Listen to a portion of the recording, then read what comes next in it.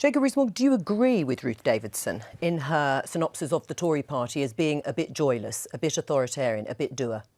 I think it's a very reasonable criticism to make, actually. I think the politics can easily be very boring. And but of the Tory party, she's talking specifically. The Tory party. And we need cheering up. That's why Boris is so popular, because he brings sunshine into political life, and Ruth herself cheers everybody up, and that makes people interested in politics.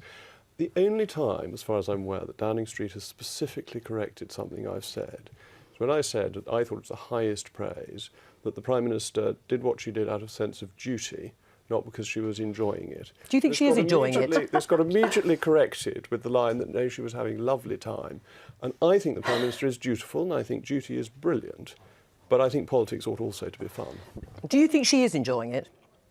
She doesn't give that impression. She gives the impression that she is doing her duty. She's a glum bucket. Let's put it in cricketing terms. She's Geoffrey Boycott, not David Gower, and both have huge virtues. But do you think, Jacob Rees-Mogg, that Ruth Davidson is actually talking about something else as well? Because she's not just talking about people looking like they're going through the motions and they're a bit like a sort of well-respected bunch of middle managers who are having to just deal with what's in front of them.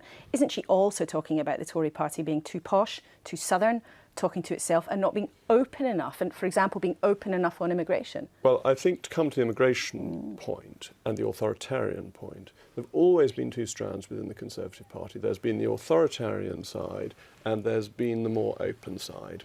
As it happens, I've always been on the more open side. I think the issue with leaving Europe is about controlling immigration and deciding what is in our interest, not about pulling up the drawbridge. And our current immigration system does idiotic things. When a few weeks ago we wouldn't allow in 100 Indian doctors when the NHS is crying out for doctors, we seem to have an immigration system that is so focused on being authoritarian, so focused on the rules. And too focused on numbers?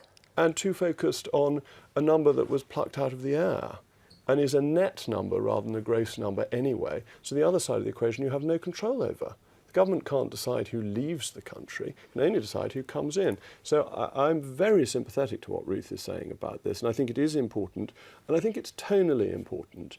And this ties in with Windrush and the hostile environment. I loathe the hostile environment because I think it's fundamentally against our ancient liberties. And our ancient liberties are that we don't have to show our papers to the state when we're lawfully going about our business.